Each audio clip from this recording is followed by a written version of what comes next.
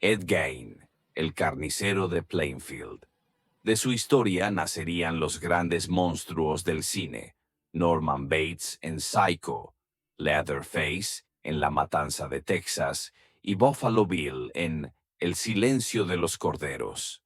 Cada uno una sombra de Ed Gein, un hombre que quiso devolverle la vida a su madre y creó el infierno en su lugar. Plainfield, Wisconsin. Un pequeño pueblo de apenas 800 habitantes. Pero pequeño no significa tranquilo. 3 años antes había desaparecido la dueña de un bar.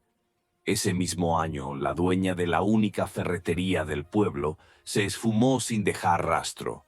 En Plainfield, ni siquiera los muertos podían descansar en paz. Las tumbas del cementerio local estaban siendo profanadas, y la policía estaba a punto de descubrir algo que los haría dudar de su propia cordura. El 16 de noviembre, los agentes entraron en la casa del ermitaño del pueblo, un hombre solitario, extraño, que usaba calaveras como decoración y que solía rondar el cementerio por las noches.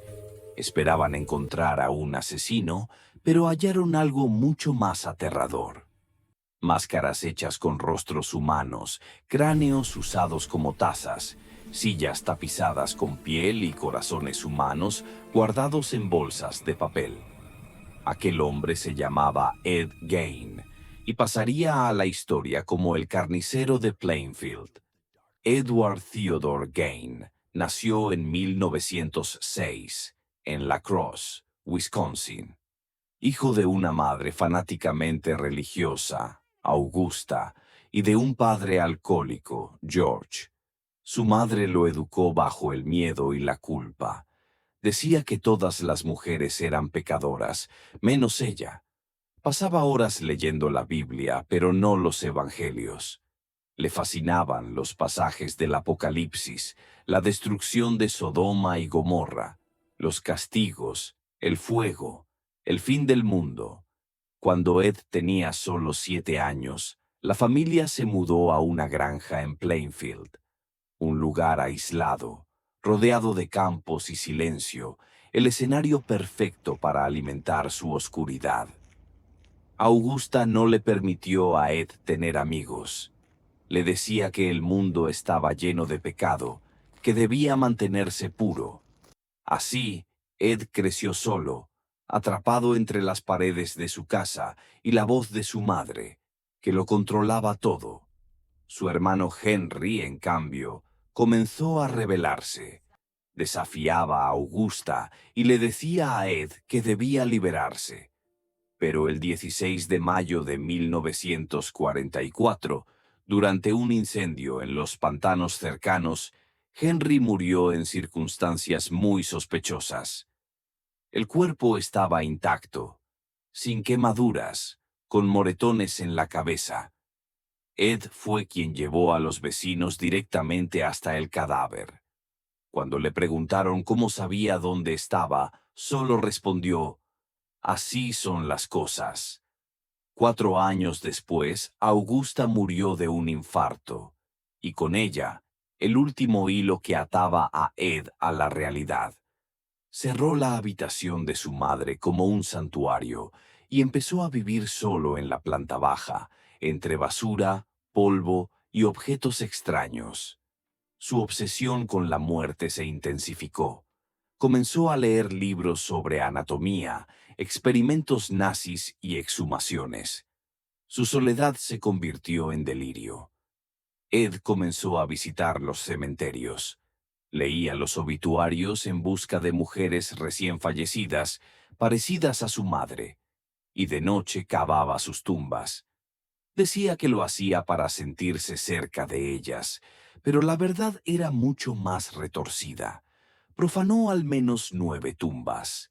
De los cuerpos tomaba piel, huesos y órganos para fabricar objetos: lámparas, cinturones, sillas, máscaras, incluso un chaleco hecho con el torso de una mujer.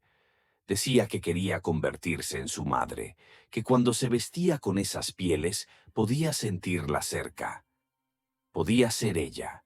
En 1954 desapareció Mary Hogan, la dueña de una taberna.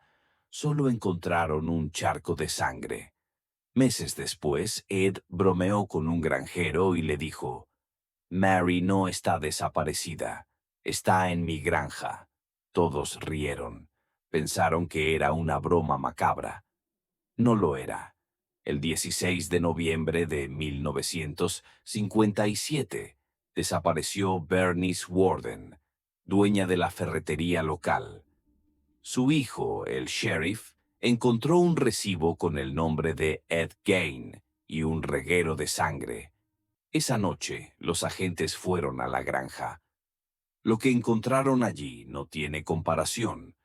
Cuerpos colgados, cabezas disecadas, piel convertida en tapicería y el corazón de Bernice guardado junto a la caldera. El monstruo no era un mito. Vivía entre ellos. Fue arrestado y declarado mentalmente enfermo. Diagnosticado con esquizofrenia, fue enviado a un hospital psiquiátrico donde vivió el resto de su vida. Su granja fue incendiada por los vecinos para borrar su recuerdo. Pero era demasiado tarde.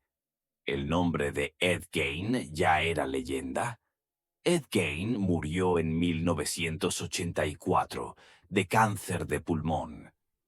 Fue enterrado en Plainfield junto a su madre. Años después, alguien robó su lápida. Hoy su tumba está vacía. A veces, el verdadero horror no nace de los demonios, sino de la devoción más pura y del amor más enfermizo. Si te gustan las historias que erizan la piel, no olvides darle me gusta y suscribirte para que nunca te pierdas un nuevo relato de terror.